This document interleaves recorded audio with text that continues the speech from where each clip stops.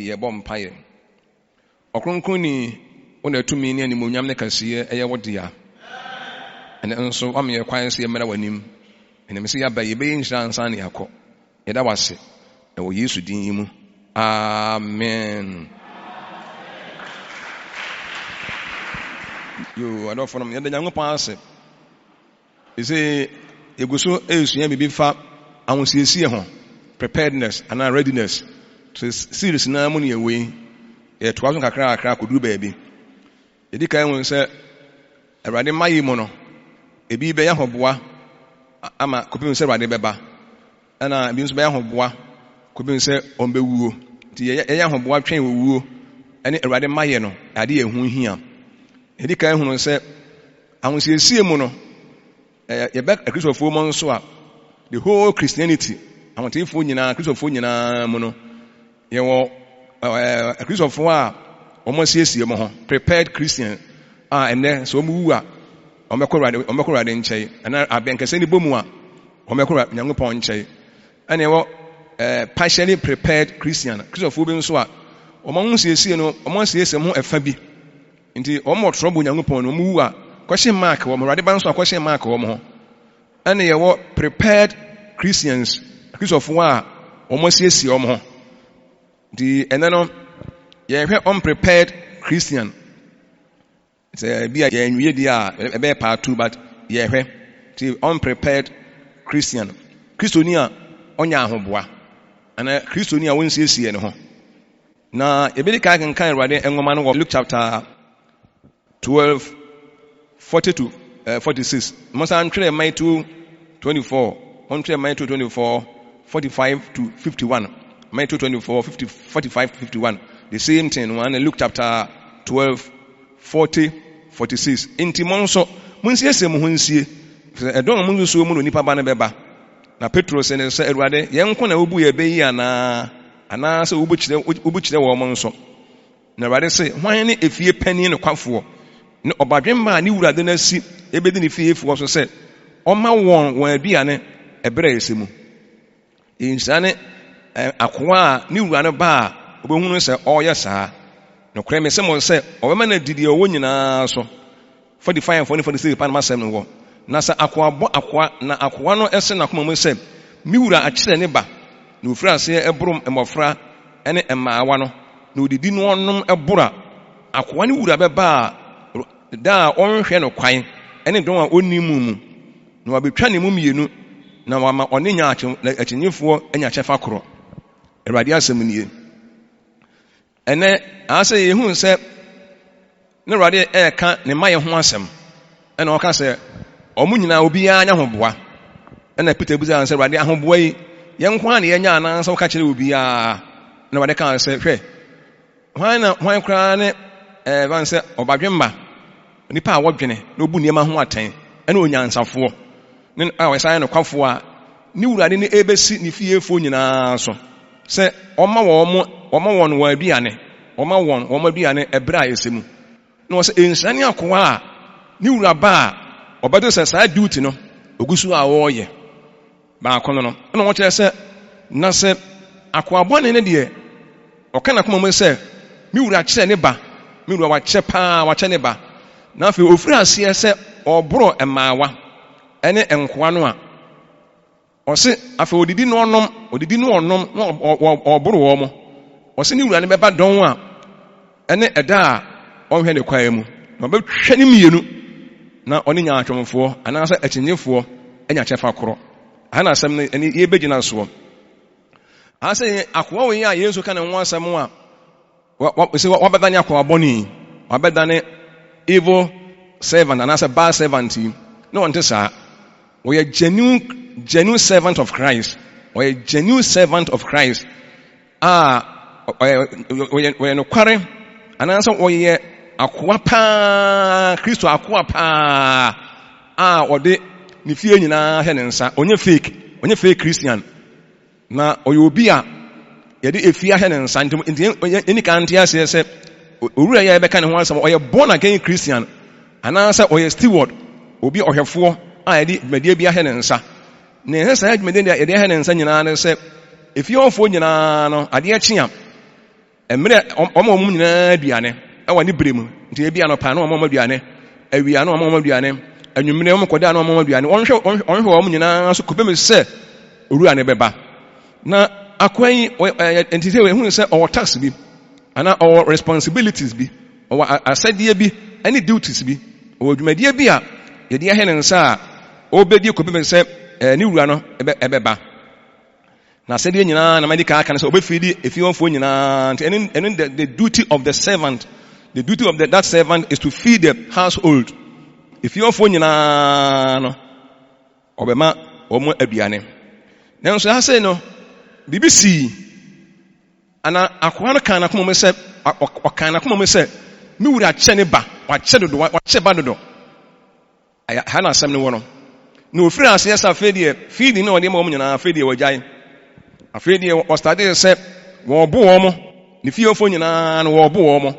na afi nso no nya no nko aduane a oja onfidi wo mo wo bo wo mo ena no da nche nso wa tue nsa wie wo ne ho abakwansanfo akwansanfo ene nsanomfo na afedie je se obra bone ena ofiri ase a wo bo afedie onhwe ne wura akwa akura bio tini duties nyina wa neglect na ene yebesua bibi kakra ebesua bibi afiri mo pa yie pa se afedie wajan na asade nyina eni kan fan hia adwon se ugya wa asade a ekire se uni ahobo mu biu se ugya wa asade a asade o duty dwumadi e de ahya won nsa awurade de ahye ye nsa no se ye nyo woni bremu ekobem nso obeba no se ye gyae a na nya se eni ahobo mu biu enti neglecting your duty indicates your unpreparedness or your readiness. Neglecting your duty indicates your unpreparedness. Duty, and answer responsibility, neglecting your responsibility. And answer or task. The idea man will say, yeah, there be feed the woman there be no. Say, who jai dia? And say, let's say, unya ho bomu bi, say, unya ho sie bi. They say, why say omo aka? And who say, I say, yenya picture be say, akwai, wadani akwa bone. He say, unya ho bomu bi. On when the master call bi. Na what the cause you be called the genesis of the downfall the ede ahwiase baaye we wiase awie ebremu a Christopher ehwere kwan no bebrenu ahoboa basai bebrenu ahote beto ensuo mu owura ye ka ne ho asem and neglect the whole duties nyina the tax nyina all the responsibilities nyina of fulfilling the bia no wajan na made why say we as a for one here kwa bio na enna ehu pa ye pa na de ma ko mu no say continue performing your duty indicates your readiness na me bo na e be kwaso continue performing your duty indicates your readiness dwumadie na de ahya wo nsa no asade a eda wo asade a esa wo ye no ugusu a wo ye ne da bia no na e kire wa ho bo a wa ye ye ugusu a wo ye ye se da bia prepare ma say si ha say tintintan na da bia ekopem se yebeba na meba bia mbese ma bato se ha emprae ana se nkunya ne ho ayefi ana tintan ana se yemepa ha say eni sa akwabone no aduma we hene nsa na se odwaye a na sa fie de oni ahobo mu bio won hwe me kwai bio won ntimi fa sa esuba we hwe me kwai na se de ogusu a won ya ne da bia na won ya da bia na ekire na ahobo a ana ahosiesi a why am ebo na ebe kwaso pa ye pa te ha say enti say ye Christopher yi ye say communion ye say ebo mpa ye evangelism etu adu more than tight ipa boye di mpa ipa kan ho asempa say eja wanum nyina ya fedi eja wanum nyina ye aso ya asori ba kra fedi eja enwumne asori kra Christopher kwa asori kra fedi obi eja ye eja obi eja obi asori tin TV ho afi ye fon ho nko na tete ye nko a empa boye eja not to say ya said be neglecting your duty or responsibility indicates your unpreparedness. Infantry akoma so ne emwaye afi o makora afi yakwa mu ya soro makora nso asai ene de nyame bo mbeka ho asem pa obi ye elder kora soro kora onko asofo kora afi de duty nyina wajai o ye steward o ye steward e meka ho asem o ye steward pa o ye hwefo pa ti ewiase awie ni beduo no asofo ne ministers bebre ben neglect wo duties Christian ministers be brave, neglect it, almost said, you know, na hu papa na enso ba sa na kire se yenya ahoboa enti yemfa nsia adwuma pa ye pa akasa na onye faith Christian na de ede ni nyina ba ya ne se okan na koma mu se mi wura kye ne ba ene ye be hwe won asa ye eguso kai di asa ye wo se okan na koma mu se okan na koma mu se mi wura akye ne ba na fe wo se ofiri ase se afedie obro enwini akwa no ode ne ho bo asanomfo afedie bra bone afedie sensual life no leadie obra bone ne awuhu bra anom ne wiase niema afedie wafa afedie wahunu ho se wo yakoa bio afedie wonhwe ne master kwa bio na ne nyina de koba na se okan na koma mu se mi wura akye ne ba no ene ye beba so pa ne okan sa wo na koma mu no se awurade akye wache no do wache ne ba do wache hono ofiri ase say afedie oye oburu ne nwura kwa na afedie ade ba akwa yesu akwa ye be hu say bone ankasa no ye what 3 stages of sin. Say there were 3 stages of holiness no say there were 3 stages of sin. Nyame boa ye be ka ho asem ene say bone woni nkora batamfo do miensa ye free bone ase wo free bone ase wo to aso na wo wie ti bone ye free ase say adwanma nipa na fe wa start adwanma say krono wa start krono no obi wa start a won to aso bio obi adwanma okoba ma bi ho ana okoba ma hu a ebi ya no wa to aso bio obi won so dia na fe adane mpra twen say afe de wo hwe mpna ma nya ba ko nya mienu nya miensa na nan afe de wo to aso a ne say bone ye free ase na say nyankopon amwo nipa no a na owu obone mu enti bone me inventment me say ekura 3 stages. The beginning of sin and the continuity of sin and completion of sin. The beginning and beginning, continuity and completion of sin. Ye free boni ase, ye free wara say ase. If free e sha ase ye di atoro. Afedie ntokwa ye free ase ye ku ntokwa. Afenye ba akopa ne ye to aso. Ne ye to aso. Nyame amoa wo a oto aso na de ko wi a ko wuo mu a owu boni mto owura yi o hye boni ase ofiri ase ase wo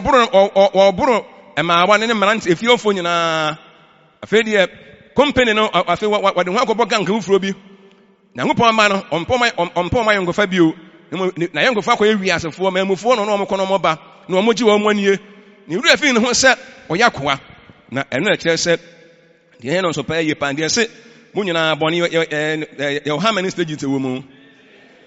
ufiri ase a o to aso na wa ye den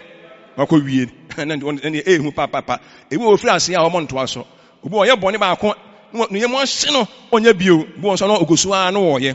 nti ye ha se nti ye o bone ahyase ye nto aso na ne wie na ehu pa ye pa ye mbo e bo so bebre na asen so no ade ba ko o se mi wura kye ne ba is still called his master, my master. Or that's not friend master, say the master. Nanso no onye de ne master no pe. E bit man friend Jesus say ye awurade. Ye nyankopon ani ade ba ne ye nye de wo pe. Ne ahoboa nye. Emfansi adwuma say ye friend awurade say ye awurade na ye de ani ye pe no. Ehoma ye mfaso bia ne owura nso ohwe ase. Na me say ohwe ase no other servants if you want for nyina be hu say still what ahwe ase. They were afraid one neglecting the duties. Feeding Kosubio, Wabu, afraid they don't want as a normal for. Afraid they was in the master check, the Hawkman and Basso. The main cause of his downfall was when he said in his heart, my Lord delays his coming. My Lord delays his coming. Miura watch and open a here part the Genesis. Now here's here pa, Cassia pa, Ninako Jina said, or can't say Miura check. Miura cheneba no enye one when you can find enye kasapa makwa akwan kasasa aya homaso kasa aya arrogant se o kasa ye kasa ruade acha aya arrogant pa ye pa na ye beba so na aya anyanye kasa aya anyanye se ruade ache o kan se miura wache no wache hu pa ye pa aya me se aya homaso kasa pa wache me mintimi hwe ne kwa bio me de mabre mintimi hwe ne kwa bio mabre mi wura chedo as if said ni wura ni ho kwan se oba bra wo pa bia ono wo master asa de waka say mi wura wa che ene se owura no oni ho kwan se ono ba mere bia ono a wo pe akoa o servant a wo no wo akoa buburo no wo ka se wura o boss me director me pani wa che enya ho maso waka sa mi wura che ne ba asa Awurade Yesu oni ho kwan se oba bra bia wo pe asa sa na ye ka asa Awurade Yesu no asa esa oba bra akoa ne pe akoa no fi se ni wura ba bra ono wo pe oba bra ono wo pe na ehu pa ye pa se yenya ye mistake asia pa Christopher ye be ye pa ne se ye be nya dwene me se Yesu emra bra yen ye pe omra bra yen ye pe Awurade wa che ehu pa o kan sa no na a great mistake pa say mi wura wa che no me say obi che ne o mmie no de ne papa wo ho na ne bone obi wako ba bi asa wa che de do ene na wo de adwempa e bi time de ba no asa pa ho ene enya sa ni bi o we di e negative mi wura wa che ne ba say ene kwasem nie say e pese Awurade mmra ebra ye ne ye pede a na e yemfom so ka sie pa it a great mistake pa. It will be a great mistake if you want Jesus to come at a time we want or desire. Yen pese enfom so ka sie pa na ye beye see yen pese Awurade mmra bra ye ne ye pe e bra time yen we wish we desire ka e bra say na yen pese Awurade mmra na yen asa wonye boss bio wonye wura bio onu ntimi ma bra ono pe ehu pa ye pa na fi o start question ne maye no o question ne maye no say mi wura wa che dodo o kan sa anu an anya nie indicate doubt wonya doubt wa ne maye no ho yembe brenu a ekoso no a bebrenu a be doubt wa ne maye no na ne enue no ofiri ase se wo doubt wo na o question ne wa ne maye no na fe ono pese ono ne bremu na ni wura no mra no ehwa no hu say mi wura wa che I didn't waste my time. I won't waste my time anymore. There's no need for me to waste my time. Say me when the crying, I won't expecting me expecting you. Now if you free say say why the one cast or pay and na who pay you pa. One driver nam. We are boss. Now no driver nam. Now come meeting. Na driver no at the car no or trail. Now no or can of say watch a meeting no me boss watch a meeting no watch it do ade watch it do. Akwa kasa sa e homa so me metua waka ti se me nyama ya wo de ne se wo twen koso ana twen na wo ka se ma che wo se to me no and say the moment ya bega se obi a che no ana ya che oba so na ka se ya che a what did free the ya bia so aso ya che do as ya che do wo ka sa pa what did free the ya bia so say the moment o kan se Awurade ni wura wa che do no indicate ahoma so ka sa munya ya se ya de ka sa ebio ede ka sa ahomba so ka sa so person oh yes so we Christo ni bi person ono di obeka se Awurade ache ne Awurade ache no wa che Awurade man na ache no wa che Yesu wa che no wa che no e kire anya nie eya ahoma so ka sa papa e dwa eya ahoma so enye kasa pa na kire se Awurade onye owura bio wo mna time a wo pe Yesu wo mfiri suru mna time a ye pe adai yene ye boss wana no one ye servant ana obi onu di ne ho so ono obi onu ye de ope na ono emra bra wo pe se wache and so what oni ho kwa so oba bra bia ope oni ho kwa obi wo tumi se oba mra bia ope ono boss atu kwai no ko meeting wo servant no woni meeting na okwa ne so tumi wontime ntia time ese boss owie meeting no oba wodi ene so wo servant emne bi obeba bia no wo ya hoboa arrogance ade bia ehu pa de fene sa ahantan ye hu ba bia etumi ekopem ni ehu se na ebesi akasa ye bekasa wa homaso mu ye bekasa wa hantan mu nanso enwie ye yie ofiri ase se all down to pepepe no ene de bone ba na fe na brabo ofiri ase se esei cause afi ni anche bia afi ofiri ase se oye bone bi mi wura che na fe ne bone fare ba nyina the course nyina ekogina se o kana kuma mu se ni wura ache no enna ne bone nyina free baaye fe di onhwe ne masa ne kwa biwa fe di o question the second coming of Christ afi be wi ase ne question the second coming of Christ afei ni ear doubt asɛm no kora akyɛ Awurade asɛm akyɛ hey wona asɛm no wona awɔ so to me asɛm no yɛ wo dia Awurade ma yɛ wo so to me no ka sɛ waka sɛ me wura as a servant you or ka kyerɛ ne ho sɛ me boss wakyɛ no do wakyɛ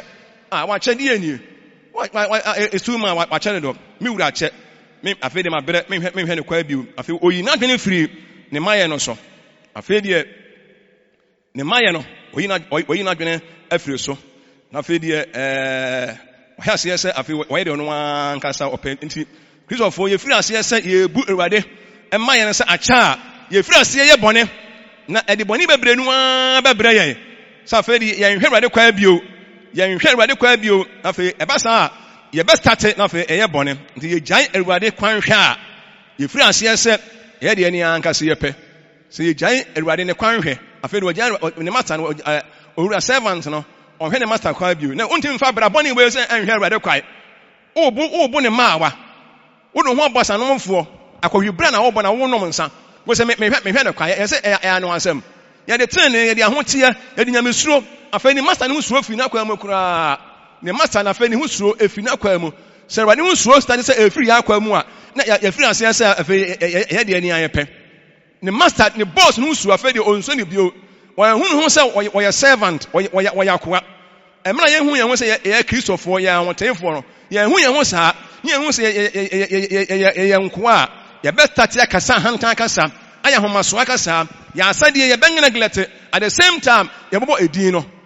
ɛba saa deɛ yɛnwie paa afei yɛnhwɛ Awurade kwa bio na afei ne bɔne nyina ne bɔne kɛseɛ paa ne sɛ yɛbɛgya Awurade akwan hwɛ yɛ bɔne kɛseɛ paa ne sɛ Awurade ma yɛ no the hope of believers the hope of saints na Awurade ma yɛ ahoteefoɔ ni da soɔ no afei deɛ yɛnhwɛ Awurade kwa bio ɔbɛba a wɔmmra fine ɔbɛɛyɛ ɔama nso a yɛbɔ yɛ bra yɛnwie nti bɔne kɛseɛ paa sɛ yɛnhwɛ Awurade kwa yi a ɛde bɔne kɛseɛ bɛbrɛ yɛ paa yie paa na si yɛnhwɛ Awurade kwa bio di a ɛnyɛ sɛ yɛnhwɛ heaven kwa yɛnhwɛ hell kwa bio yɛnhwɛ temuo kwa bio because Awurade ba a ɛna ɔde saa na ma wɔn nyinaa ɛba na afei de yɛgya ne kwan hwɛ wɔmma yɛ started dawto wɔsɛ me wura akyɛ wakyɛ ne ba wakyɛ deɛ ne ɛkyɛ sɛ wakyɛ wɔkyɛ a wɔn ne deɛ nti a wɔn maayɛ wodeɛ ne sɛ go on perform your duties wo daily duties biara no yɛ nanso ɔse akoa ne wura bɛba ɛmɛ na wɔhwɛ ne kwan ɛyɛ sɛ da biara ɛhwɛ Awurade kwan ɛnka yɛawo ala no na wɔhwɛ ne kwan efiada ɔhwɛ ne kwan memenda ɔhwɛ ne kwan seconds every second ɔhwɛ Awurade kwan every minute ɔhwɛ Awurade kwan every hour ɔhwɛ Awurade kwan every day ɔhwɛ Awurade kwan yɛ a nkoamɔ saa abra no ogyaa ne kwan hwɛ ɛne sɛ yɛn nso yɛ study sɛ afei the second coming of Christ no afei deɛ yɛnwene ho bi odi a na afei deɛ bɛyɛ sɛ I won't waste my time sɛ metwɛ ne bi ne ma ɛhia yɛ bio I can't wait for him anymore mentumi ntwɛ ne bio akoa no afei deɛ aba saa no a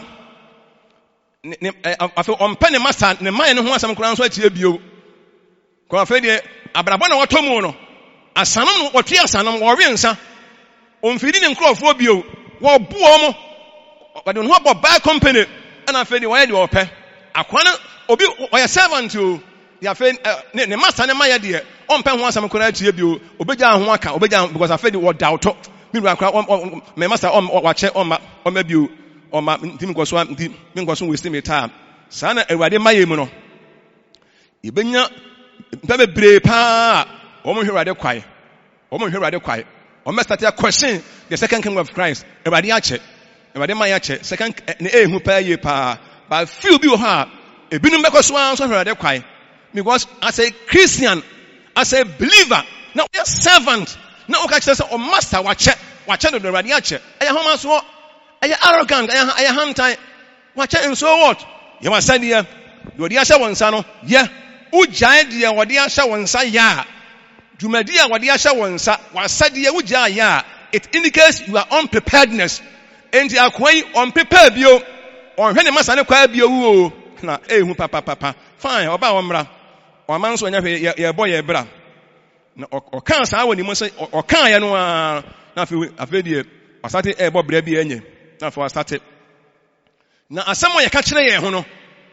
It means a negative impact or positive impact warrior so. See, I can't some punch like a or friends, yes, sir. Or friends, yes, or can't say, yeah, me watch it. Not for arrogant buy, no, then a nearby also. Not for opening rock, and I can hear watching, hey, and then I me, not say, Master Batumia, and then obey me. None can hear watching. Then so, when slow, or send a command, or bunning rock, now, omni na be hu so ahwe ase atam se obi ahwe ase no etinye plain obi won so na ahwe ase nso e secret obi won ahwe ase o kristo sumu enso yene na ekwa ne ba ohwe rade kwai wontimi ye de ahotie e na hwe rade kwai ye de obra pa na hwe rade kwai yenye very very careful pay pa afedi ehu ani gidi afedi wo gina ni wo wi ase afedi wo gina ni wo wi ase odi ho ba asanomfo ene omo aka na afedi gang no ho ba odi ho ba gang on pet Christian friendship bio oni anya free bio sane mbebre nu atie yan ngofo nyina kwa wiasefo ye pet embese ni Christopher kra ebefra ye nue na menem se ene awade esiesie no se wo ba obe punish ne papa no be hwe ne mu yenu na oni nya atwonfo nyina anya pet unbelievers nyina ba ye pet eni yanso nyankopon yi e born again Christians yenim your duties, yenim your responsibilities, and a tax that they are my aim. You go so yadia, actually, I hope wa. The idea,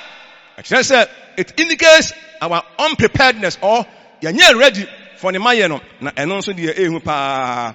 You bet me doubt. I feel said, I never call woman and said, Ufra says away a bonno. Bonne Ufra says, oh, yeah, it's me with them.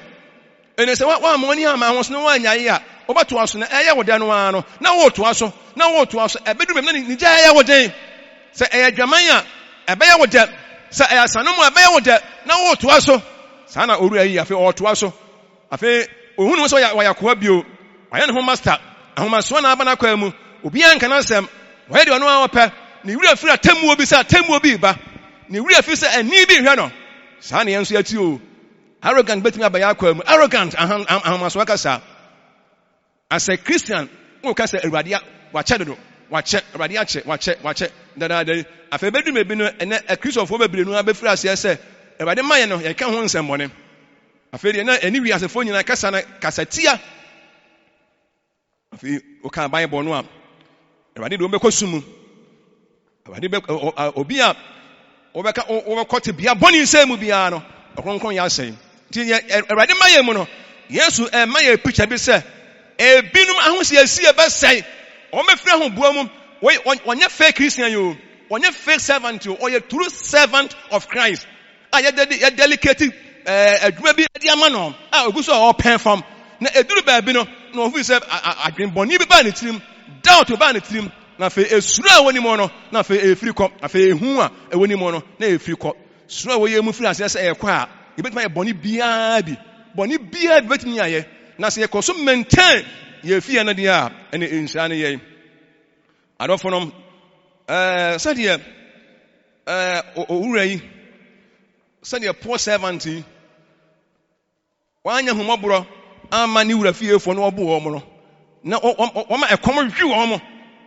na wadane na original ni no aderwa de beba no onya humobro ketekete sei ma no obetwa ne mu mienu oso de slada betwa ne mu mienu ehon no be won se wadi nsamfo ebe nsanom na nigidia ene ne bra boni a wo bo nyina no ebetena ni so cause good wadi nsamfo ti yen fansi adwunu se erade nya homoboro bi ne masa ne ba wonya homoboro ma wo ma ema no e won say onya hoboa bio aye say wiasefo yanya very careful yen so be say wiasefo onom nsanom na ene de obobra bɔ na ene de maka say ye bobra bɔne na say yentimi amfiri mu a ebe so aye yentene ba ya akwa mu nso a na fa ya hotie na fa ya hosiesie no na ayera yenya very careful afi yen hwere de kwa bio afi de bɔne na ogusu a wo ye ti se ifiri ase se ye bɔne ne ama ya ho so ne anya ne ntam a ne atoa so a ni gyan no afi na aye den na ni gyan aye den so bodwaman krono bi ade bi ba wakwa no se entene pa twe firi ho ntam na wotoa so a ebe ye wo de bɔne ye de afi ye wo de atoro wudi atoro no wo benefit afei atoro no ye die afei emunumuna man ani ka sabi ye kan ama ye hu aye nipa bi hu aye de wudi enko so inya ya asade ye nya ya asade ye owure bo ja na asade ye ode hu abo wi ase ode hu ama wi ase asano no obo afei asanom ani ema asem eni ma anya na wo ye obra we ni hwere kwan wo se ni wura ne beba eda onhwe ne kwan na wo se eda bia maka se eda bia hwere kwan wo se ni wura ne beba edon ene da onhwe ne kwan maka se edon bia mum ye hwere kwan se wade betimi abadon we mu obetimi abane wade betimi abane se odwene se wade betimi abane ene kwa se obetimi aba o edwan obetimi aba awa bia wade betimi aba and maintain the holiness because perform the duties na said yan ko ye and say na Christopher for ye jan soro kro afi ye jan soro kro giving ye jai ye din kura say nkofo enya din boni nkofo ene omotie ene nkofo ntam kura say na ni nyina no e ho akonta be ntim de meka na say e me na me de asem ba na wie meto aso boni ede munya na nkasa boni ede boni ede nanso woto aso a wanya ya adwama anya de ebi bodwaman saa so wan nyo pa ni wanya na to aso a no afena de owu abra bade hu ya mobo na ehwe rade kwan ti owura yi ohwe rade kwan na so ohwe ne kwa biu ye ne e boni se na ehwe rade kwan na wajani duties nyina ne perform nyina wajai wo de mum ye nya ye duty ya sore bra ye mpa ebo bibi e wo se bia na ye jai ene kire se it show your unpreparedness mum ye nyina ye nsore ye de radiase yes raja e de ne munyam kase ma wo se ene nso abeshira ye ma ensemi nkoso a ene ye nsare bia e wo Yesu din mu amen.